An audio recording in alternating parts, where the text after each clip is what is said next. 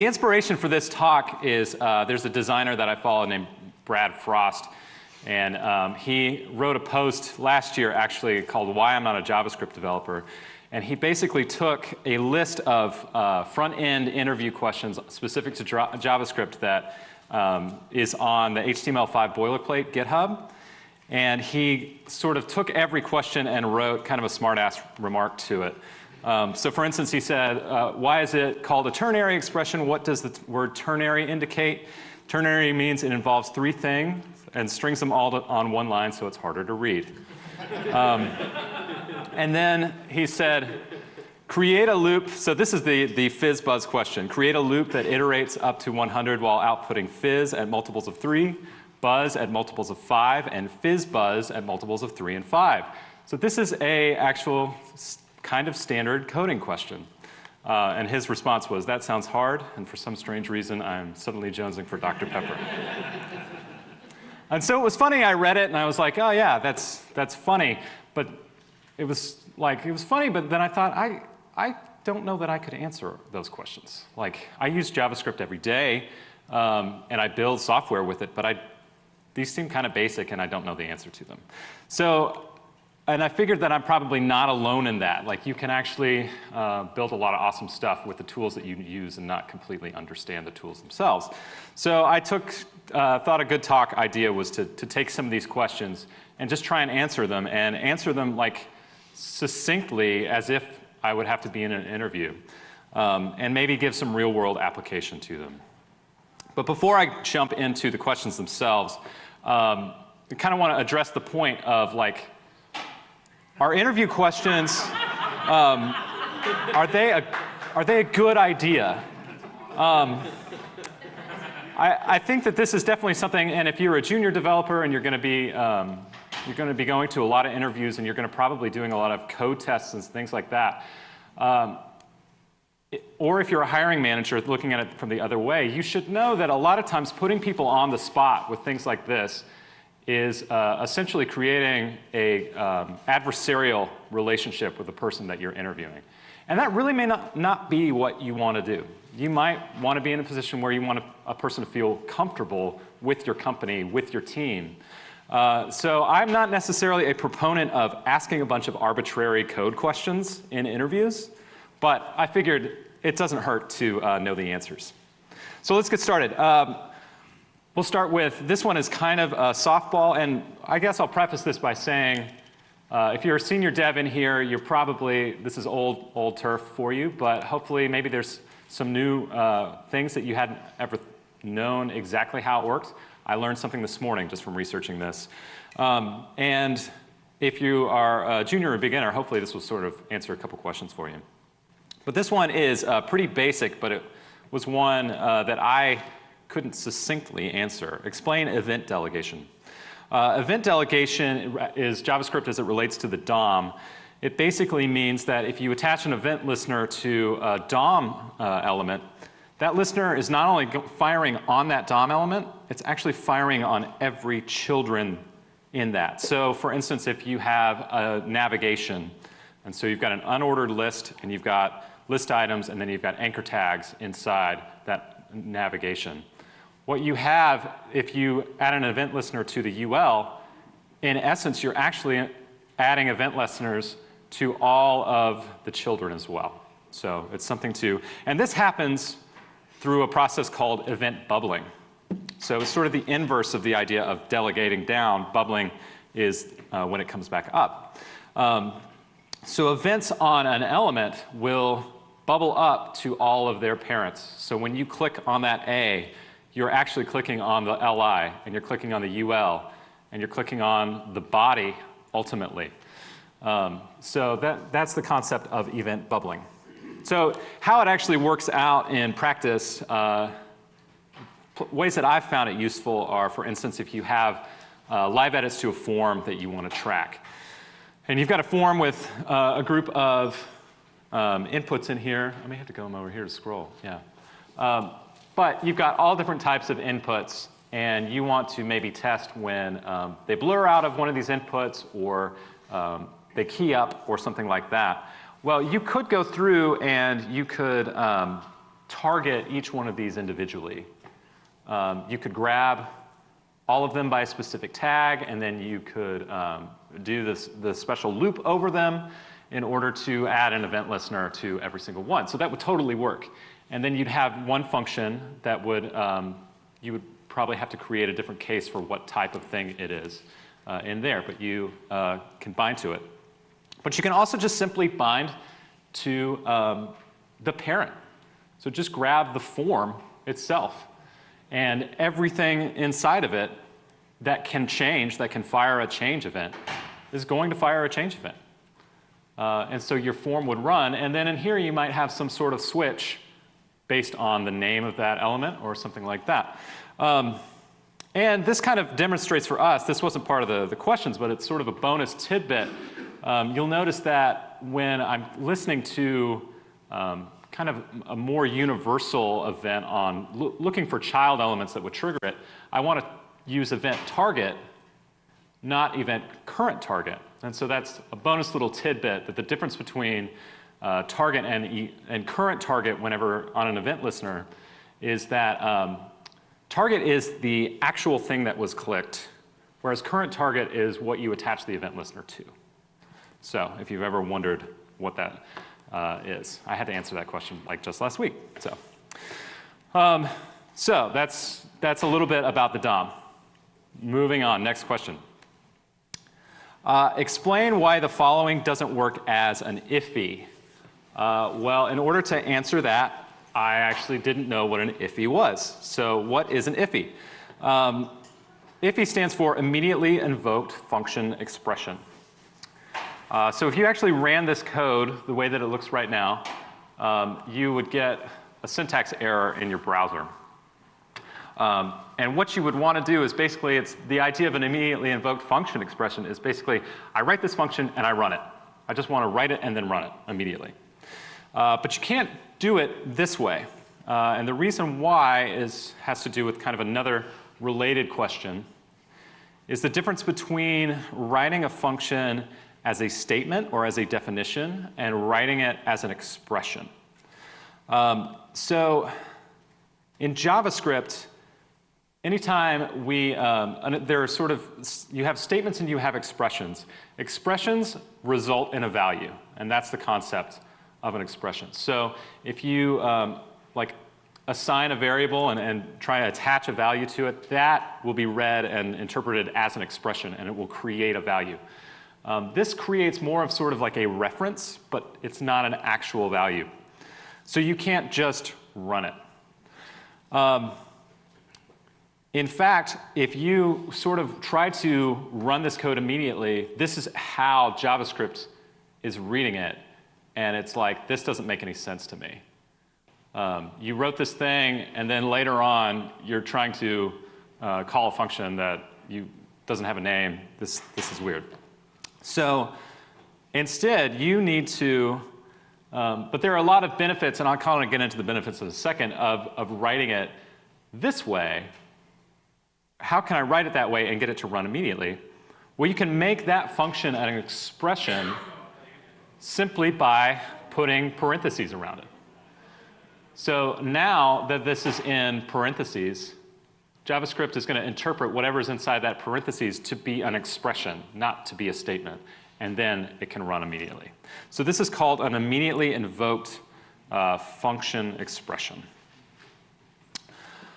So I guess that begs the question, like, why would I actually need to use this? Well, in a lot of situations, and this is probably, if you're working within a framework or something like that, you may not need to. Like, you may never end up in this situation. But the next time that somebody asks you to build them a simple web page, then this is going to be relevant again. You do it in order to control variable scope. So if you wrote this function, that function is not going to be available. The variables inside that are not going to be available outside of that function. And actually, the guy who's, Josh Mock is speaking right after me. He wrote sort of the best blog post that I found on this concept, of like why you might want to control that scope. And it used to be, I think, for software developers, it used to be more of an issue because we were writing a lot of things with jQuery, and there were a million jQuery plugins that could be in our application, and they all had very dumb and plain naming conventions. And I was like, I want to use dumb and plain naming conventions in my application. So this is how you do it. And it kind of relates to another question on this list, is that why, in general, is it a good idea to leave the global scope out of a website and not touch it? And it's because you can't predict the future. So 27 years ago, Robert Zemeckis predicted that the Cubs would win the World Series in 2015.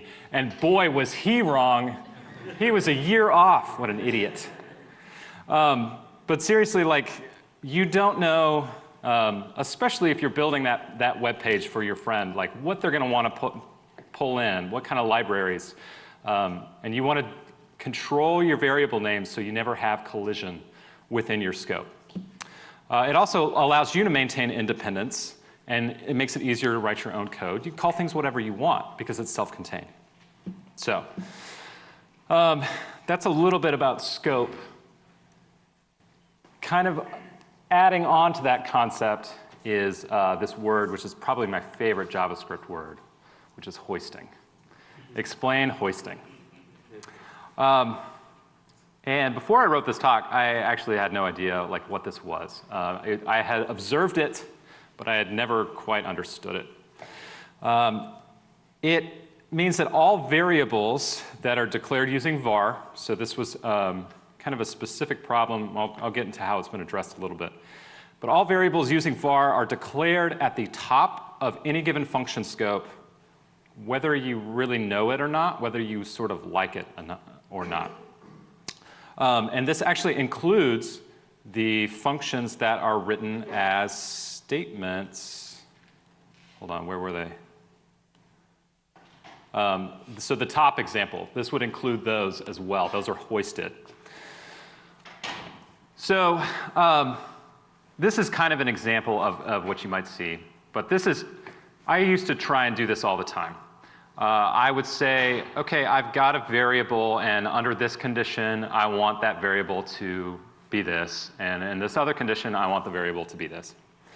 And I would just be like, well, I haven't like created this variable anymore. I'll create it here, and then in here, I'll create it. And then maybe I have another case where I don't need to create the variable. Yay, I've saved memory, or something, thought myself in my head. But if you use a linter or something like this, you will have probably noticed that this chokes. This does not like you to write it like this. It would say something like, action is already defined on line 6. Because this is in reality what is happening behind the scenes that you don't even know about. But JavaScript is taking that var, and it is creating var action up here at the top. And then what it's seeing here is that you're trying to declare this variable that's already been declared. Not only are you assigning it a value again, but you're declaring it again. And it's like, what are you doing? This is what JavaScript is actually doing to your code. If you write functions as statements like this, those functions are actually all being hoisted to the top, the entire function. This is sort of why, and I had never really understood this, but sometimes I would write a function and I would try and call it, and it would say that it was undefined, but then I would move it in another place in the code and it would work. But then other functions didn't seem to work that way. Well, it all boils down to whether you write them as statements or assign them to variables. So yeah, linters will kind of bark at you about this because it's sort of not clean code, and it's, but it actually works in the browser. The browser has no problem with it. But it means, what hoisting means is that technically this works. You can have your whole if statement, you can assign value to it, assign a different value, and then declare it further on down in the code, and this is totally fine for JavaScript and actually in the browser. So this is pretty absurd. This is one of the reasons why like people say that they hate JavaScript and whatever, and we have a bad reputation, whatever. So in Walk, this has kind of been addressed with ES6 and the idea of constant and let. So constant and let are ways of assigning variables that are not hoisted.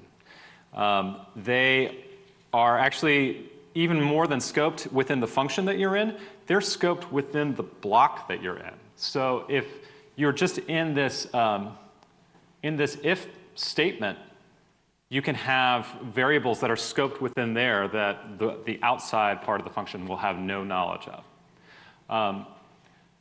I would say that this makes more sense, like the more that I develop of wanting to control this. Kind of initially I was like, everything can know about everything, I don't care. But this is really good for kind of performance and things like that, to scope things as closely to where you want to use it as possible. And it sort of gives you more control. And again, I mean, your colleagues might not like you, but if you want to use like var x equals this and var y equals that, you can, and you can use it all over. There's a really good article about it by it's a German, Dr. Axel Rauschmeier, about this, variables and scoping in ES6. I would highly recommend checking it out. So I guess the question is, sort of after knowing these things, what do we do with the knowledge of hoisting? Like, does it actually change the way that we write our code? And I'm not going to touch this one. This is like, I think that this has been pretty well argued ever since constant and let came out, of like which ones you should use. But I do see a value in declaring things as closely to where you're going to use them. And I think part of my original intention here, this is what I learned about hoisting, was hoisting, constant and let give you block scoped variables. And hoisting was basically trying to fake that the whole time. So constant and let are basically solving the problem that's existed in JavaScript of, we want to do this, and we can't.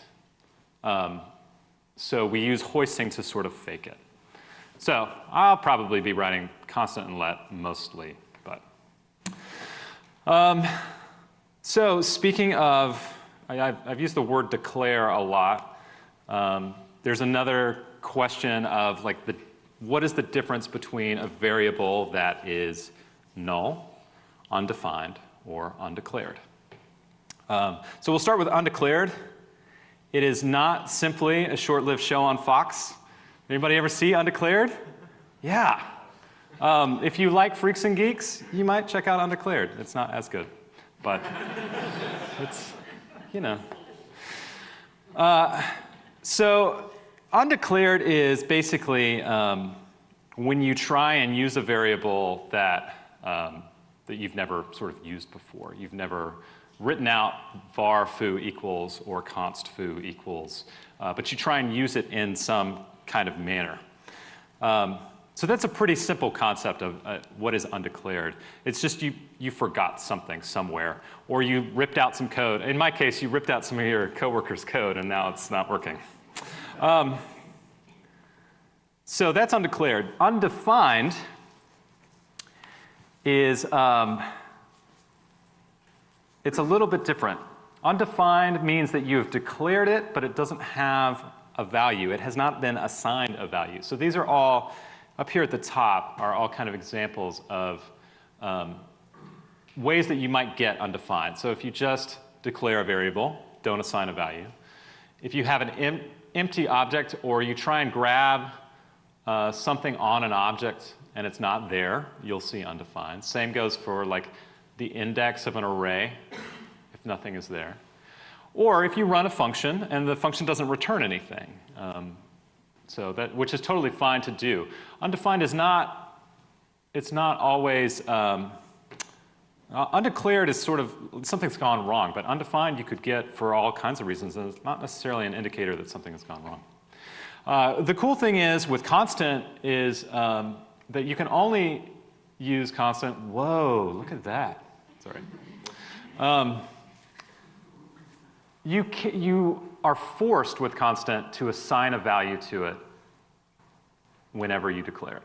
So that may change actually the way that you want to use things, because in a lot of situations I don't want to do that. I want it to create a variable and then have it change depending on situations. So But that is kind of nice because you'll never sort of have the problem of a constant being undefined. And then you have, oh yeah, I've got this whole list of important information. Oh, it's also falsy, which kind of plays into that it's not necessarily an indicator that something's wrong. You can definitely use it if in some kind of logic condition if you're looking for falsy. Null is a little bit different, and like it's kind of nuanced, but null is a value. It's just not a value. You know? Null is actually interpreted as having a value. That value is null. It's a nothing value. It's a way of sort of creating a placeholder assignment for something that would have maybe other values. You see this all the time, especially like if you're dealing with an API, you might have something on an object that's returned from your API. You might see the key there, and the key's value is null, and that's completely right. And if you ever have a situation where you need to sort of zero out a value, null is a great tool in order to do that because the idea of 0 as a number, well, that's actually a value. Or 0 as a string, well, that's certainly a value. So you can use null instead. Yeah, looking through my notes here.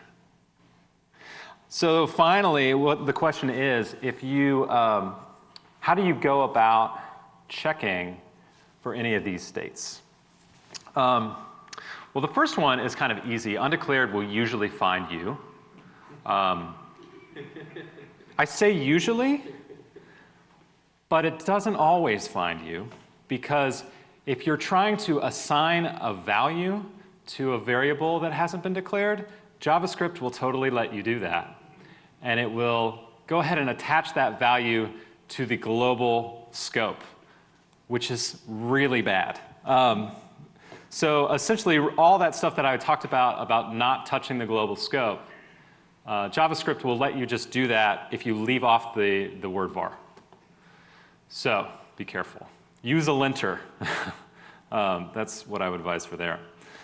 And this is another one of the reasons why people hate JavaScript, but whatever, haters. Now, if you want to check for undefined, this also kind of sucks. Because if you check, you can use type of. It's really handy to check for like if it's a number or if it's a string or whatever. If you try and use type of, it will return undefined as a string, which is like frustrating because all of a sudden we're dealing with like this information that is in a different type than what it actually is.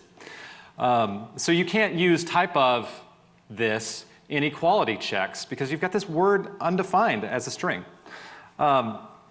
Undeclared variables will also return undefined if you try and type of them. Now I'm beginning to see why people hate JavaScript. And if you, so the preferred method would be to use a triple equals to check if something is undefined. And not in a string, by the way, even though that doesn't make any sense because, yeah, anyway. So, because if you look for undefined as a string and check it against undefined, even though this is what the console spits out, it will fail. So, yes, check for undefined with triple equals and the reserved word undefined. With null, type of null actually returns an object. It will say that you have an object. This is a bug in JavaScript. This is a literal bug in JavaScript that they are not fixing because they have higher priorities. And by they, I mean me, because it's a community. Like, it all falls on all of our shoulders. But you can also use the triple equals with the reserved word null in order to check for null. And then finally, like this triple equals thing is just, it's always a great question. But what is the difference between double equals and triple equals? And so here's an example. Foo is undefined, bar is null, And foo double equals bar is true. Yeah.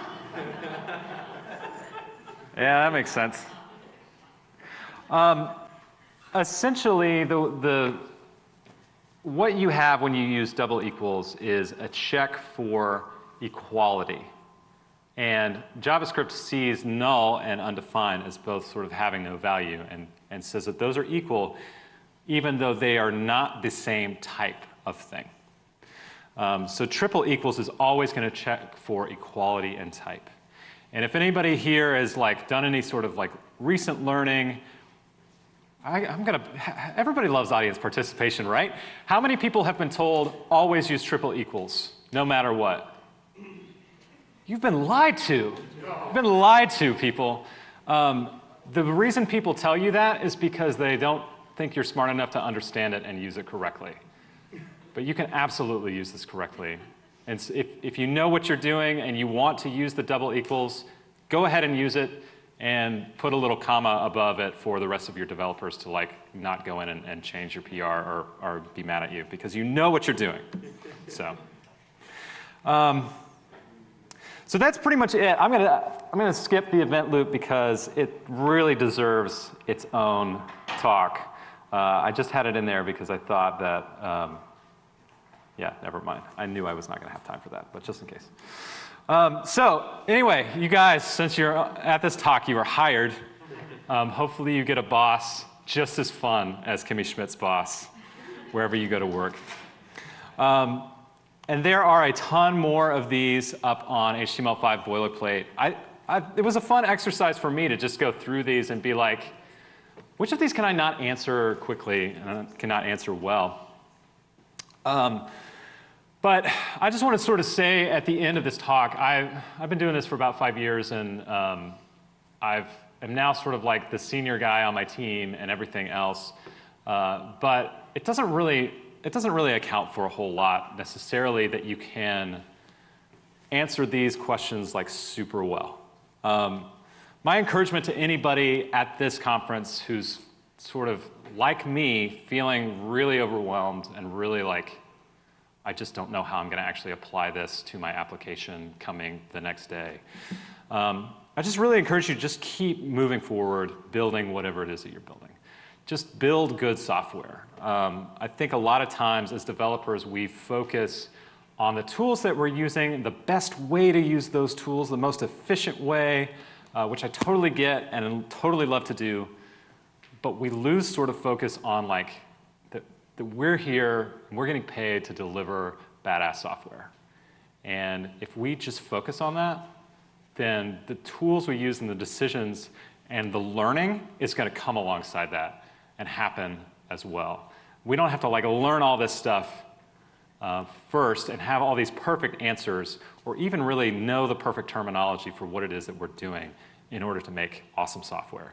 And I am a pretty good example of that because I won't say that I can make software without knowing whatever it is that I'm doing. So anyway, that's the talk. The slides are up on my website.